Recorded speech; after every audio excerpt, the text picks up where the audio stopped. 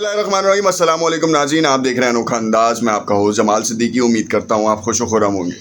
नाज़रीन कराम, इस्लामाबाद आज जो है वो रिसीव करेगा जुस्तखाकी अरशद शरीफ शहीद का, वो सहाफ़ी जो निडर है, बेबाक है, मगर अपने पीछे बहुत से सवालात छोड़ गया। आखिरकार कौन से ऐसे सवालात हैं जिनके राज में रहने की तवक्का की जा रही है? सबसे पहली चीज़ तो ये कि क्या उस डॉक्यूमेंट्री का पता चलेगा जिसके ऊपर वो काम कर रहे थे और जिसके बारे में पिछले चंद दिनों से बहुत ज़्यादा आवाज़ें उठ रही थी।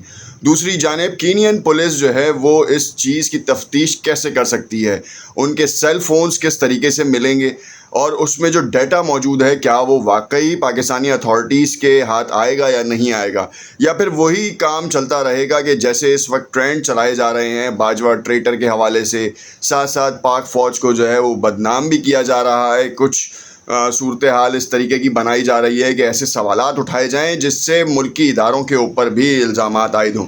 मगर दूसरी जानिब हम देखते हैं तो एक दिन कबल, इस शहादत से एक दिन कबल जो कॉन्फ्रेंस हुई है और उस कॉन्फ्रेंस में जिस तरीके के नारे लगाए गए हैं, उसके बाद एक न्यूज़ सामने आई कि मंजूर पशीन के ऊपर जो है वो मुकदमात किए गए हैं। बात सारी ये है कि उसमें शामिल, उस कॉन्फ्रेंस में शामिल जितने लोग थे क्या वो भी इसमें इस जुर्म के बराबर के शरीक नहीं है? ये एक बड़ा अहम सवाल है जिसका जवाब शायद आने वाला वक्त बता पाए और ये भी वजाहतें सामने आएँ कि आखिर में वो कौन लोग थे। कल रात में हमने देखा कि आज़म नज़ीर तारड़ ने ज़ाती वजूहात की बिना पर इस्तीफ़ा जो है वज़ीर आज़म को अरसाल किया, वज़ीर कानून। अब देखना ये है कि क्या उनका इस्तीफ़ा मंजूर होता है, क्योंकि चलें कुछ तो सही, आज़म नज़ीर तारड़ ने एक बहुत बड़ा स्टेप लिया और उस स्टेप को का खैर मकदम करना चाहिए कि उनको अपनी गलती का एहसास भी हुआ। अब चाहे उसकी वजह जो है वो ज़ाती नौयत की बताई जा रही है, मगर ऐसा नहीं है, वो उनको गिल्ट है और गिल्ट की वजह से ही ये काम किया है। आपको मालूम है कि इस वक्त दुनिया भर में जो है वो गिल्ट एक्टिविज़म बहुत स्ट्रॉन्ग हुआ है और लोग जो हैं वो गिल्ट के चक्कर में जो है ना वो आगे पीछे काम कर रहे हैं। खैर, अरशद शरीफ तक रहते हैं, मामलात को डिस्कस करते हैं और देखते हैं कि मामला किस रुख पे है। बहुत से सवालात हैं जो आज अपने इस वीलॉग में डिस्कस करेंगे और आपके साथ शेयर करेंगे कुछ फैक्ट्स एंड फिगर्स। उससे कबल इल्तमास करते हैं कि अगर आपने चैनल सब्सक्राइब नहीं किया तो इसे ज़रूर सब्सक्राइब कर लें। नाज़रीन कराम, अरशद शरीफ वो सहाफ़ी हैं जो मुल्क छोड़ के जिनको जाना पड़ा।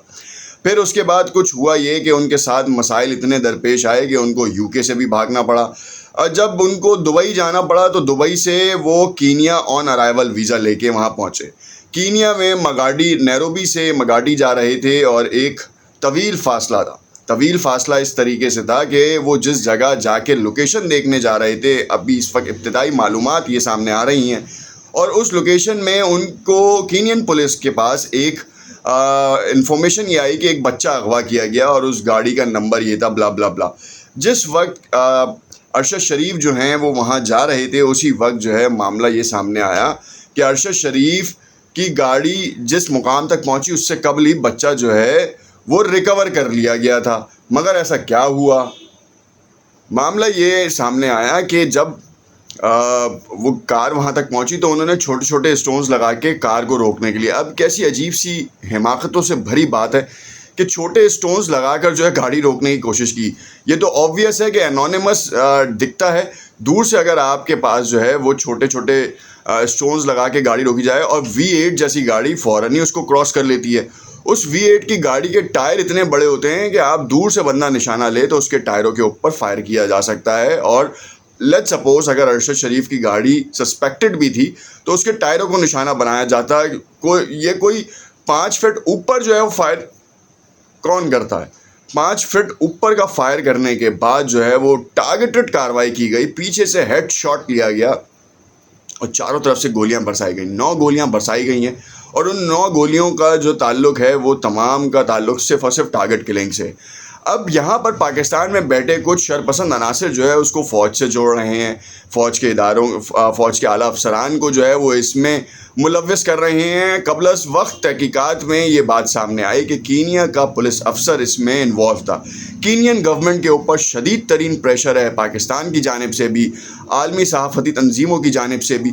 मगर माजी के हम कुछ वाक़यात देखें तो हम देखते हैं कि चाहे वो इंडियन सहाफ़ी हों, पाकिस्तानी सहाफ़ी हों या फिर किसी भी मुल्क से रहने वाले सहाफ़ी, वहाँ पर जिस तरीके से कत्लेआम इस तरीके का कभी कभी हो जाता है तो वो उसकी तहकीकात दबा दी जाती है اور خاص طور پہ آپ اگر بات کریں کینیا کے ان کرپٹ لوگوں کی جو کہ پیسے لے کے ایک دوسرے کا کام کرتے ہیں.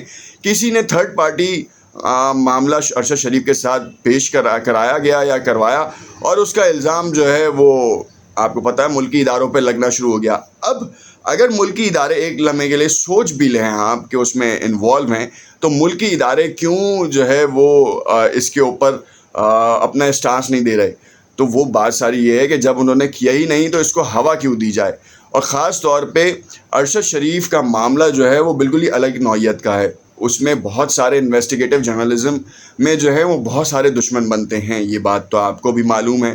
اب اس میں کچھ ایسی کڑیاں یا ایسے مافیاز کا بھی شاید اظہار کیا جا رہا ہو جن کے ہوتے ہوئے جن کا اگر پردہ فاش ہو جائے تو ان کی پوری نسلیں جو ہیں وہ تباہ ہو جائیں, اور انہوں نے اسی ڈر سے ارشد شریف کو جو ہے وہ باقاعدہ ٹارگٹ کیا گیا. یہ تمام باتیں جو ہیں قیاس آرائیوں پہ مبنی ہیں. اس وقت حقیقت صرف یہ ہے کہ ان کو ٹارگٹ کیا گیا. اب اس ٹارگٹ کے پیچھے کون کون لوگ انوالو تھے, سوالات کے جوابات ملیں گے یا نہیں ملیں گے. پہلا سوال تو آپ کے سامنے ہی میں نے رکھ دیا کہ کینین پولیس کے افسر کا کال ریکارڈ ڈیٹا اور اس کا بینک اکاؤنٹ کی ڈیٹیلز فوراً سامنے آ جاتی, مگر اب تک نہیں آ پائی. کینین اتھارٹی جو ہے کہہ رہی ہے کہ ہم اس کے اوپر جو ہے نا وہ انویسٹیگیٹ کر رہے ہیں اور اس کو دیکھیں گے. اب تک ارشد شریف کے سیل فونز ریکور نہیں کیے جا سکے جس سے وہ ڈیٹا فیچ کیا جائے. جو ڈرائیور تھا جو برابر کی جو ان کا کزن بھی بتایا جا رہا ہے خرم, وہ اب تک جو ہے اس کا بیان سامنے نہیں آیا, اس کی اپڈیٹ سامنے نہیں آ پا رہی ہے اصل کہ وہ واقعی ابھی اس وقت حیات ہے یا اسے بھی جو ہے وہ ٹارگٹ کر دیا گیا, کیونکہ اصل حقائق تو اسے معلوم ہے. اصل اسے پتہ ہے کہ گاڑی ناکے پہ روکی یا اس نے جو انونیمس سچویشن دیکھی اس میں کیا اس نے بہتر سمجھا. اب بات یہی ہے. تیسری بات جو ہے کہ ٹائروں پہ گولیاں مارنے کے بجائے اوپر گولیاں کیوں ماری گئیں؟ یہ ٹارگیٹڈ پہلی کڑی تو سب سے پہلی کڑی تو یہی ملتی ہے کہ یہ ٹارگٹ کیا گیا. دوسری جانب اگر ان کے پاس یہ اطلاعات تھیں کہ ایک گاڑی جو ہے وہ سسپیکٹڈ ہے اور وہ ریکور کرنی ہے, تو پھر اس کے بعد اس کا کوئی حاصل وصول کیوں نہیں ہوا, اس کی کوئی اپڈیٹ کیوں نہیں آئی؟ چوتھی جو سب سے بڑی بات ہے جس کا آج تک بہت سے کیسز میں کوئی سامنا نہیں ہو پایا کہ آخر ان کو ملک چھوڑنا کیوں پڑا.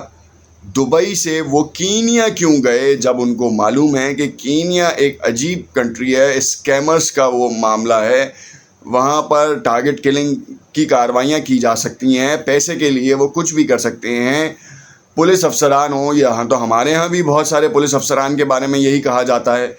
تو وہاں اب ہمارے اس ملک میں جو ہے وہ کیسز کی جو ہے نا تفصیلات منظر عام پر نہیں آتی, تو وہاں سے کیسے ایکسپیکٹڈ ہے؟ کیا اگر وہ جو ہے وہ ڈیلے کرتے رہے تو کیا پاکستانی حکومت اس کے اوپر کوئی اقدام لے گی, اور اقدام لے گی بھی تو کیا لے گی؟ صرف اور صرف پریشرائز کر سکتی ہے. یہ تو نہیں ہو سکتا کہ ہم اپنی ملک کی فوج جو ہے نا اس کے اوپر چڑھائی کر دیں, ایسا تو نہیں ہو سکتا. تو معاملہ یہ ہے کہ یہ بات جیسے جیسے وقت گزرتا جائے گا سیاست کے نئے داؤ پیچ آتے جائیں گے اور یہ معاملہ بند ہوتا جائے گا. مگر سبق ہے ان لوگوں کے لیے جو انویسٹیگیٹو جرنلزم کر رہے ہیں کہ یہ معاملہ بھی ہو سکتا ہے.